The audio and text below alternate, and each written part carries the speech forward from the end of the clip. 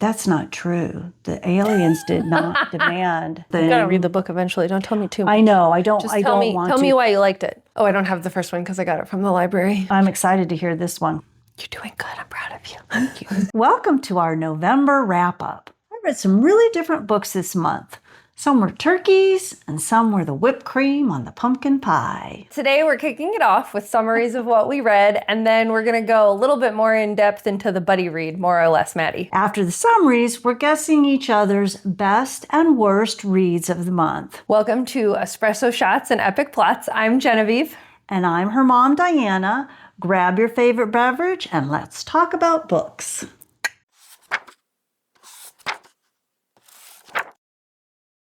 This month, I read 5.5 books, and the genres were all over the place, and none of them were my favorite. You're not supposed to tell me that. I didn't tell you what I still liked them, okay. But my first book was Mickey 7, or Mickey 17. I think that's what they're calling it on the movies. On Mickey the 17. movie, yeah. This is a book about an expendable crew member on a distant colony whose whole job is to perform dangerous tasks, even if it kills him, because he can be regenerated into a new body with his memories intact. After a mission that appears fatal, Mickey survives and returns to find that his replacement, Mickey 8, has already been created, having two versions of the same person fighting to stay alive. As the colony faces rising threats and strict rules against duplication, Mickey must outwit both humans and aliens to protect his own existence. The second book I read was We'll Prescribe You a Cat by Sho Ushida, and I believe this was one that you TBR'd for me. It was in our, well, I didn't TBR it for you. It was in our mini golf. I won it during the mini golf. This one is about a stressed and overworked woman whose life takes an unexpected turn when she visits a mysterious clinic that prescribes not medicine, but a magical, emotionally attuned cat. As the cat quietly helps her rebuild balance, confidence, and joy, she begins to reconnect with parts of her life she thought she'd lost. Blending gentle fantasy with heartfelt healing, the story shows how small companionship can spark big change. My third book, These Memories Do Not Belong to Us by Ying-Ming Ma, was one that sounded interesting based on Genevieve's recommendation. Set in a dystopian future where the totalitarian Qin Empire monitors citizens' minds via mind banks, the story follows an unnamed narrator who inherits a collection of his deceased mother's banned memories. Risking his freedom, he decides to publish these dangerous vignettes to expose the government's control and celebrate the acts of resistance they contain. The fourth book I read was One True Loves by Taylor Jenkins Reid. This was also part of the buddy read, mini golf buddy read. Oh. Or not buddy read, I'm sorry, part of the mini golf TBR game. Okay, all right. So I'm knocking those out from sometime. Look at me. This explains a lot. This book follows Emma, whose world shatters when her husband Jess is declared dead after a tragic accident, only for him to reappear years later, just as she's built a new life and fallen in love again. Caught between the man she mourned and the man who helped her heal, she must confront who she's become and what love truly means. It's a heartfelt, emotional story about grief, growth, and choosing the future you want. My last book was Antimatter Blues by Edward Ashton.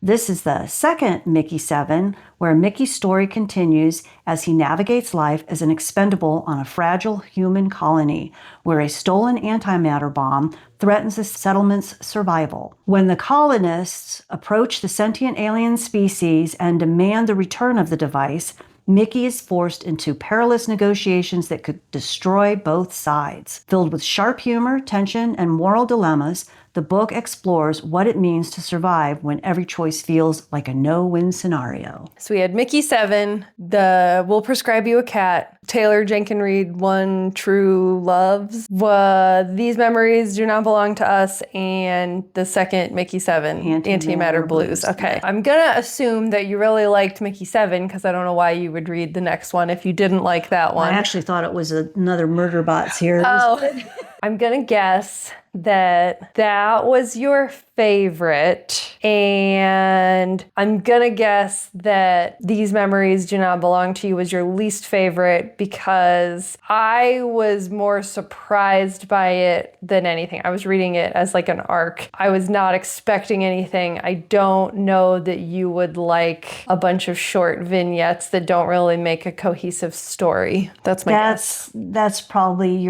a pretty good guess. It was a toss-up in the worst between that and We'll Prescribe You a Cat. Oh, okay. Oh, but that's a similar story to, isn't it? Just like little vignette. Yeah, I've never read it. It's little vignettes. I had issue, again, it might have been different had I not listened to the audio version. Oh, yeah, okay. The We'll Prescribe You a Cat is written by a Japanese person, and it was narrated by Japanese people. They spoke excellent English. I could tell it was not their native language. Okay, got it.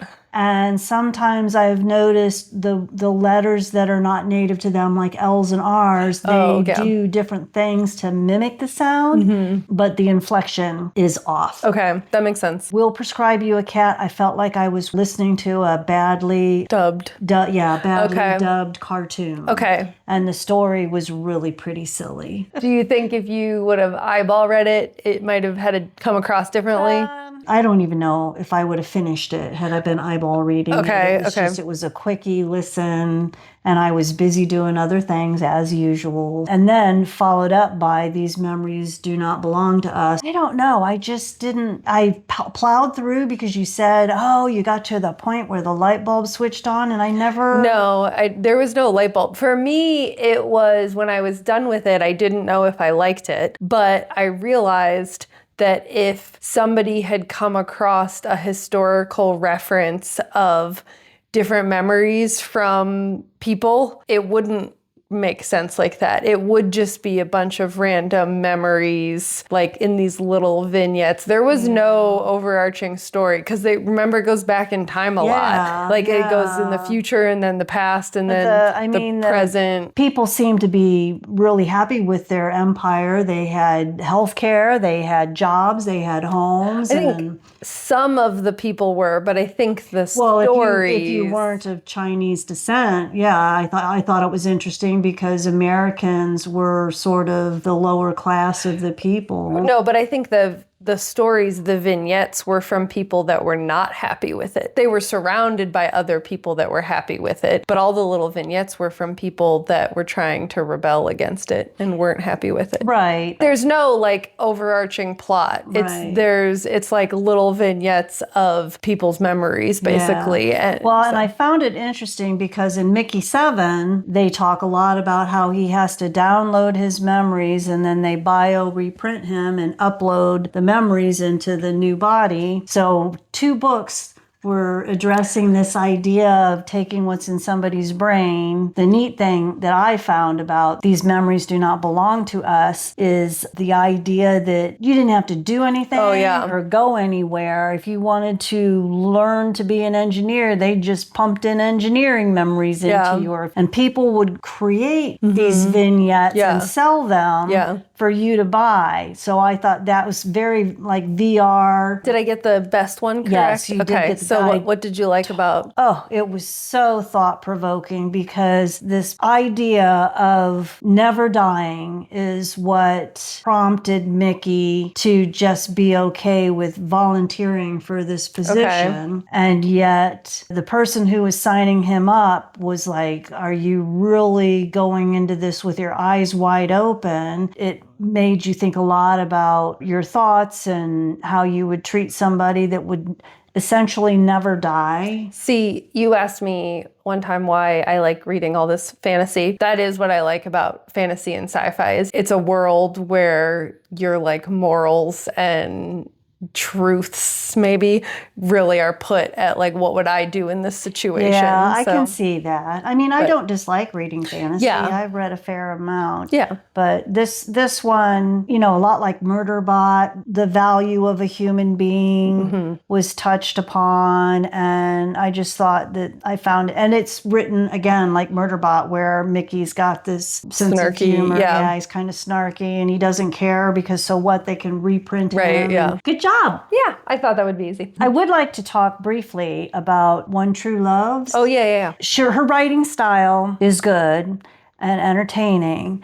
And when I was reading this book, I'm like, this is just a romance novel. And Okay. I'm not big into romance novels. And what is this about? And then at the end, because I was busy, it just kept going on and they interviewed her. I wished I had listened to the interview before I read the book because she said she was curious about, like in Castaway, the movie Castaway, they make these movies and they always follow the person who's cast away. Okay. What about the one who was left behind? Oh, yeah. And this story addresses the one who was left behind. And I think that would have made me think a little bit deeper about the book. And the second thing that I found out that Taylor Jenkins Reid mentions is she was writing these kind of romance novel books so that she could afford to one day write the really good books. She knew this was, stepping stone.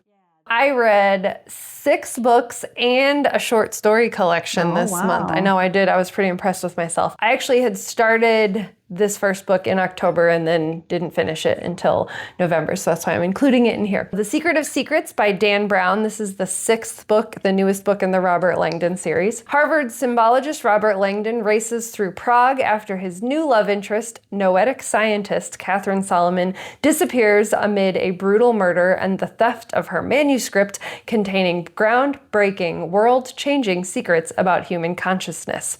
Hunted by a powerful, shadowy organization and a figure rooted in ancient mythology, Langdon must decode a perilous trail of lore and futuristic science to save Catherine and uncover the shocking truth behind a clandestine project. That's the first book I read, and it was a doozy. Like, it was very long. Always are. It was, yeah. The short story collection it's called Into Shadow. That had 7 different short stories by 7 different authors, so the summary is going to be a little bit weird. All over the place. I'll give you the theme. So, Into Shadow is a dark fantasy and science fiction collection of 7 short stories that share the central theme of characters confronting forbidden or concealed truths as they venture into metaphorical and literal darkness. The narratives span diverse worlds, from a girl finding her destiny as a warrior, a woman posing as a medium facing real spirits, and a teenager discovering dangerous powers, to an undercover cop infiltrating a ghoul-infested crime syndicate,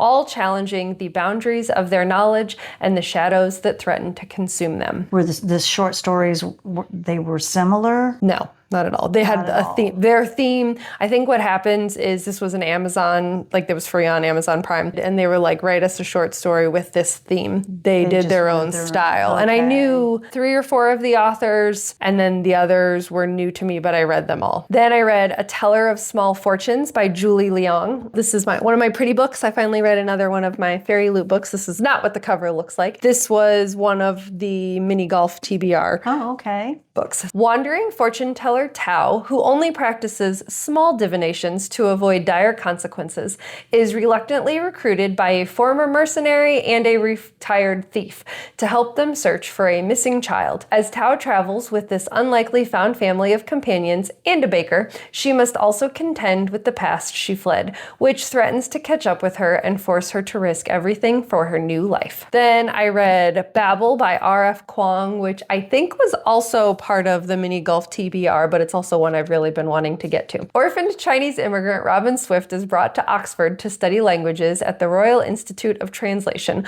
also known as Babel, where he learns that the Institute's powerful magical silverworking is inextricably tied to British imperial exploration. Caught between his loyalty to Babel and a clandestine organization dedicated to stopping imperial expansion, Robin is forced to choose whether to use his linguistic power to uphold or dismantle the very institute that raised him. I should mention this is an alternative 1830s, so that's imperial. It's old imperial England. Okay. So I felt like that was important. Then I read novella Psychopomp and Circumstance by Eden Royce. Look at that cover. Isn't that really pretty? Phaedra, Fee, St. Margaret, a free black woman in a magical post-Reconstruction New Charleston, defies her controlling mother by volunteering to serve as the Pomp, funeral planner, for her recently deceased estranged aunt. Traveling alone to her aunt's mysterious town, Fee must navigate the supernatural and uncover unsettling family secrets to gain her independence and properly guide her aunt's spirit to rest. I don't know if you were saying clandestine right. How do you say it? Clandestine. I think you could say it either way. All right. I'm not saying those again. Both of those were too long. And then last but not least, Carl. The Gate of the Feral Gods by Matt Dinniman. The fifth dungeon floor, so this is the fourth book, but the fifth dungeon floor. The fifth dungeon floor separates Carl and Princess Donut into a small, biome-themed bubble where they must conquer 4 hostile castles with the help of unproven low-level crawlers, testing their ability to lead and trust strangers. Facing a seemingly impossible survival challenge and new powerful enemies, Carl uses the secrets of the cookbook to enact a truly explosive act of large-scale defiance against the dungeon's administrators. Here's a visual of, this is the biome bubble. They describe it as basically looking like the world looks like bubble wrap, and there's all these bubbles everywhere. Fun. And then these are the different, like the 4 quadrants. They're not really, right, the that they have layers. to pop to get to the next one. All right, I think that was it. Those are all the ones I read. Secret of Secrets by Dan Brown, number 6, I think. It's like the 6th book in that series. I know. Into Shadow, which is the short story collection. A Teller of Small Fortunes, Babel, Psychopomp and Circumstance, and The Gate of the Feral Gods. My guess is your favorites were either The Gate of the Feral Gods, because you really like those books, or Babel, because I remember you saying early on, I'm going to recommend this to you. Okay. And I think your least favorite, surprisingly, was the Dan Brown book. Okay. Are you locking it in? I'm locking it in. Yep. Good job. All right. Yeah, Pay attention. Yeah, I was not impressed with the Dan Brown book. And I feel like I felt similarly about the 5th one, Origins, which was the Darwin one. But I still liked that one. The reason I didn't like it was because it started to go way more science-y, which I know sounds weird because I'm a science teacher and I know I used to be a scientist. So you would think I would be interested. And I do like Darwin, and obviously Darwin, there's like all this history with Darwin and stuff like that. But I felt like the balance of symbols and history and science started to shift a little bit. But in that one, it was still balanced enough. In The Secret of Secrets, the symbols that he decoded, it was not a Robert Langdon book. It takes place in Prague, which is interesting. I've never been to Prague, and so you learn things in all of his books about like the history of buildings and things like that. But it was way more about science of consciousness. No, and this is going to make me sound, I don't know, you can judge this for what it is. Consciousness is not something, in my opinion, I mean, it is something of the natural world that science can learn about, like the brain, but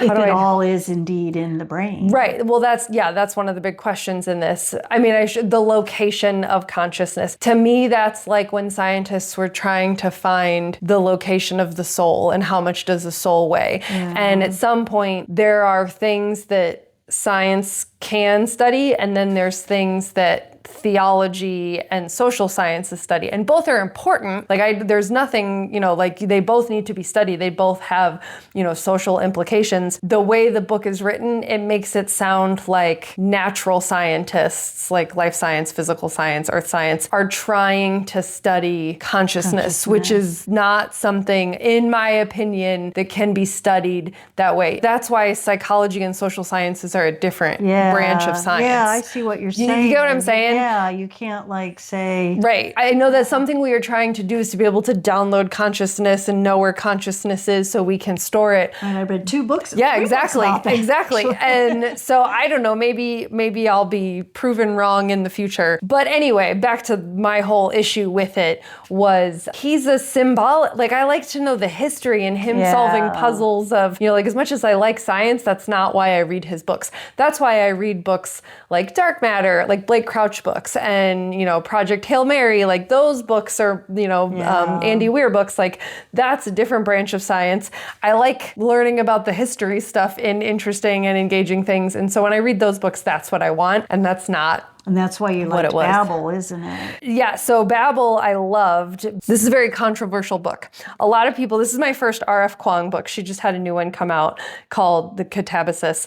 And some people think that they either love her or they hate her because she is an Oxford academic translator. Like that was her original job. Wow. She started writing at like 18. She's in her early 20s and she already has like all these books out. And so she's writing what she knows and she writes dark academia. She's very like negative about academia. A lot of people think she's trying to write to show how smart she is, and I completely disagree. Like they feel, some people are like, oh my God, I didn't understand it, and which is not true at all. It did remind me of Emily Wilde in that, you know how it's like her journals and then she has all the footnotes. Yeah. There's a ton of footnotes in here. Okay. And sometimes the footnotes add to the story and sometimes they're historical footnotes and they're all accurate, but obviously there is a magical realism aspect to this book, which is not accurate. Is this supposed to be the Tower of Babel? This is supposed in the university, not like the biblical Tower of Babel. Okay. The tower is actually the Royal Institute of Translation. That's the technical name of the building.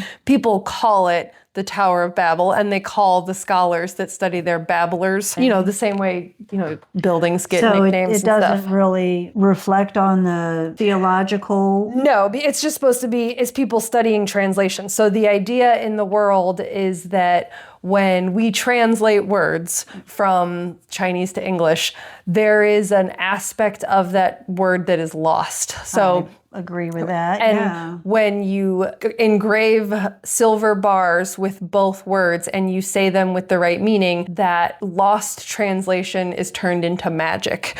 And so this is a 1830s England where like steam power, and they talk about the daguerreotype, which is like the original photography, all of that in this world exists, but is also enhanced by the magic of silver and things like that. The main character's his cohort. He's from China. He has a friend from Calcutta. And then there's two women, one who is French Cajun. She was originally, when she was born in Haiti, I think, but then her family moved to France. And then the other woman is, I think she's British, but she studied languages. And this is the only college that will take immigrants and women because this idea of being a translator is so prized. Nobody but a native-born speaker is going to understand a language. And so that's why they take all these immigrants, but they use their translatory power, I don't know if that's a word, I just made that word up, to power the imperial England, essentially, and to take over. So the history part of it is real,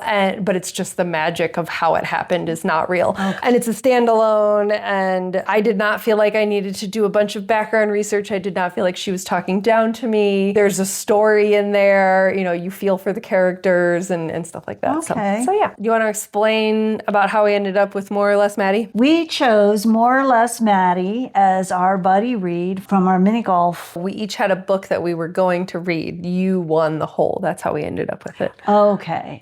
So it was a book that I chose. It's written by Lisa Genova, who also wrote Still Alice, which you might be familiar with because there was an Academy Award, like Julianne Moore I watched won. the movie. I didn't Oh, read did that you? book, Okay. but I saw the movie. But Lisa Genova she's a neuroscientist. Still Alice is about Alzheimer's, right? Yeah. So, and I know she's done books about other mental health disorders, but this is her most recent book, and it focuses on a young girl with bipolar, but specifically bipolar 1, which did you know anything about bipolar? Yeah, I mean, I have a relative who we're pretty sure is bipolar, but has never been diagnosed. I have seen that relative in manic states, and I have seen that relative in depressive states. What do you mean bipolar 1 and 2? And so bipolar 2, bipolar 2 is you have the depressive lows, but you're hypomanic, you don't go into full-blown mania. So your highs are not as high and not for as long. So in bipolar 1, if it's untreated, they can be months and months and months for both the depressive lows and the highs. I think in bipolar 2, so even in the book, I don't know if you've gotten to this part, but her mom starts saying like, are you happy or is this just hypomania? And hypomania is like a step before mania and it's only for a couple days instead of for months and months. So the plot is Maddie Banks is a college student who is she's depressed. In most of the beginning of the book, I could tell she was depressed. She doesn't really recognize it as depression, but when she gets into college, she's definitely depressed, and in her depression doesn't do any of her work and eventually gets a notice from the university that she's going to be kicked out if she doesn't raise her grades. So she decides to go visit the health center because she knows that if she gets a doctor's note, basically, that they will give her some student forgiveness. So she goes to the clinic and she gets put on an antidepressant. This antidepressant makes her feel good. It sets off her manic episode. Yeah, it does. It sets off a manic episode that it was Thanksgiving when she went home. Yeah, it was. Yeah. I was thinking about that. So she has this episode that is so bad, her parents have to institutionalize her. And that's when she gets her diagnosis. Yeah. So the book is about mental health and identity, I would say, is a lot of it. She tries to decide, do I say I am bipolar or I have bipolar? And she uses this analogy of like, you don't say I am cancer, you say I have cancer. Yeah. But she's never going to not be bipolar. She grapples with like the wording, and I don't know that she ever comes to a conclusion. I think she's 21, like she's 19, 20, 21 throughout the book. The book takes place over a year and a half or 2 years or something like that. And when you're that age, like you're not always happy, and you can also be really happy. She starts to question, am I just happy? Is it okay if I'm happy? Is this going to send me into mania? So just coming to terms with this lifelong disorder. You forgot to mention the other thing that she tries to do throughout this book is that she wants to become a comedian, which in and of itself, you could write a whole book about a child in pursuit of like an unconventional job, I had the opportunity to meet Robin Williams prior to him doing a improv. I don't know if he was ever diagnosed, but I would bet that he was bipolar. I was in awe to meet the man. He was hysterical. It was one right after the other. But I remember looking at him and saying, how does your wife stand you? Because there was just so much coming out of him. And he stopped when I said that and just sort of laughed. I mean, tons of comedians are depressive, and I think that's almost like a core aspect of their comedy. We just watched a whole documentary about John Candy. In the book, she mentions... Belushi is another one who in the book, she mentions a lot of female comics that have come out as bipolar. Yeah. At the mark that I'm at, she's been given the heavy drugs, lithium. I mean, that is the only treatment. And they're starting to play around with her dosages and her feelings and everything. And you have to take this drug, and that drug just like stomps it down. Flattens you, yeah. What are your initial thoughts on Maddie from like the beginning of the book to where she is now? I could totally relate to her. It's a common thing when kids go off to college that it can be the impetus for something with their mental health. I like her character, even though she's gone through this manic stage. I don't dislike her. What do you think of her mom? I think her mom is doing the best she can do with what she has. She's had to learn very quickly what's going on. She's trying to support her. It's a difficult position to be in. At 50%, her mom has already done, don't tell your grandma where you've been and don't tell anybody what you have. Yeah, there is a bit of that, of hiding it from the family, and she does shelter her a lot. I grew up with a family that didn't talk about anything either, so maybe that's just my background. This book is taking place in current times. It was written in 2025, and she talks a lot about Taylor Swift and the Eras Tour, which like it's supposed to be a modern book. Yeah, no, I mean, I agree. I think that's the point of her mother's character, though, is to show you that's not the best way to do it. No, and I mean, we could all do better. It's still a shocking moment. And right. But would you have said, don't tell anyone? Maybe not that, but I probably would have said some stupid things that later on I would have thought, well, I could have handled that better. Yeah, but I'm not talking about like one moment. I just think the point of her, you're not supposed to like her mom. And I think the point of her mom? Oh, no, I don't like her mom at all. Well, I mean, I've read the rest of the book, so I know what happens. I don't think that her mom is like evil and not doing the right things. And yes, it would be really hard to let your kid go off on their own when they have a diagnosis like this. You'll have to talk to me when you're done with it. Okay, So, yes. Anyway, back to all of our books that we read. Which book would you hand to me without hesitation? It's funny because I probably wouldn't have known this if I hadn't have already known about your October wrap up. So I would give you The Teller of Small Fortunes, because this is another cozy read. And it's the type of cozy that I like, where it's not like so cozy that you're just kind of like, you don't care about anyone. I thought this was really cute. It reminded me of the Monk and Robot books, the Tea Monk.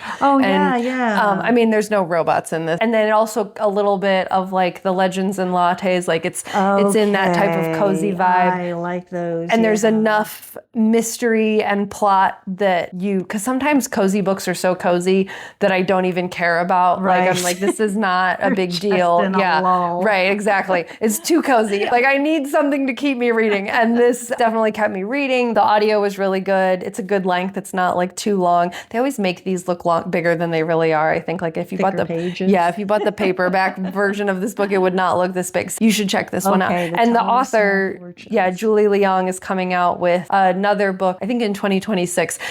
It's like similar vibes, but it's not like the same world. It's not like a continuation or anything like that. So you should read this. All right. Thank you. I will. What was the book that you read that you didn't expect, like a hidden gem, one that you ended up really liking and you weren't expecting to like it as much as you did? I would say the Taylor Jenkins Reid one. Okay. Like I said, when I finished it, I'm like, that was a good story. It was just, and then after listening to the interview with the author, I was like, that is, I always like the flip side of the story. Do you normally do that? Because I almost always do that, like listen to the stuff at the end. I do. Like I always try to read the author's notes at the end of books because I'll at least skim through them. I skip through all of the people they're thanking. But a lot of times they tell you like what gave them the idea or why they were writing it. And that's always fascinating to me. So. Yeah, I do like that. It makes you think deeper about the book than maybe you did. Yeah.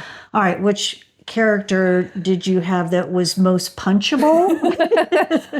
So I would say, I have to look up his name. Professor Lovell is the ward of Robin Swift. He's the man that has been like funding his English, has been providing him with books. He didn't even know who he was when he was a young boy. I mean, he's supposed to be punchable. One of the reasons people say that R.F. Kuang writes like you're stupid is because the characters are very... You don't like them. Well, no, they're very stereotypical. The people that you're supposed to hate, you're supposed to hate. And the people that you're supposed to like, you're supposed to like. But I don't think there's anything wrong with that. You know what I mean? Like, it's in your face. It's not... under subtext, what I mean? She's pretty obvious about it. I mean, from the beginning, within the first like 5 pages or something like that, he rescues this boy's whole family has died. And he says, okay, I'm gonna, if you're okay with this, I'm gonna bring you back to England and I'll be your ward. But you have to pick a name that people will actually be able to say. He says stuff like that. You know what I mean? He's like, I have a name. And he's like, no, like you never know his real name throughout the entire book. What he really means is you have to pick a name that white people were gonna, white European people are going to be able to say. But he gets his comeuppance. Okay. Like halfway through the book too. Like it's nice. You don't even have to wait the whole book. Was there a moment from a book that stuck with you? That stands out? In the Mickey 7 series, well, actually, it was the second one in the Antimatter Blues. Antimatter Blues. He is communicating with the aliens. They had studied the communication, and so when the aliens speak to him, they speak exactly as another character in the colony speaks, because it's the character that Mickey spends the most time talking with. Anyway, they have this complex conversations and this understanding, and Mickey goes back and says, we've been here for years and we know absolutely nothing about them, and they have spent all this time studying us and are able to communicate with us now. Who's the dumb one? That really sat with me, because a lot of times, especially in our alien alien movies. The alien is just a creature that's trying to kill us. There's very few movies where communication and learning is taking place. Right, yeah. So that stuck with me. So that's our November wrap up. Let us know in the comments what was your best book of the month and if there were any that totally disappointed you. Like it sounds like my mom had a disappointing month. We love hearing what everyone else reads too. Next week, we're doing something really fun. It's going to be a holiday TBR theme, and we're going to focus on women classics, and women biographies, and women autobiographies. Oh, okay. So if you enjoyed this video, don't forget to like and subscribe so you don't miss our next video. See you next Sunday, and until then, happy reading. Welcome to our November wrap-up. And then we're going to go a little bit more in depth with a buddy read that we both read called More or Less Maddy. Except we're not doing our buddy read because I haven't finished it. Well, you didn't tell me that. These buddy reads, I'm not very good at it. I'm not a good buddy. Just not good at following directions. It's okay, though. Go ahead. You could start again. Okay. I have to do the whole beginning again? Oh my gosh, it was one sentence. Shatters when her husband Jess, is it Jesse? I don't know. You're the one who read. This follows Emma. Describe so you don't Was there a moment from a book that stuck with you that stands out? No.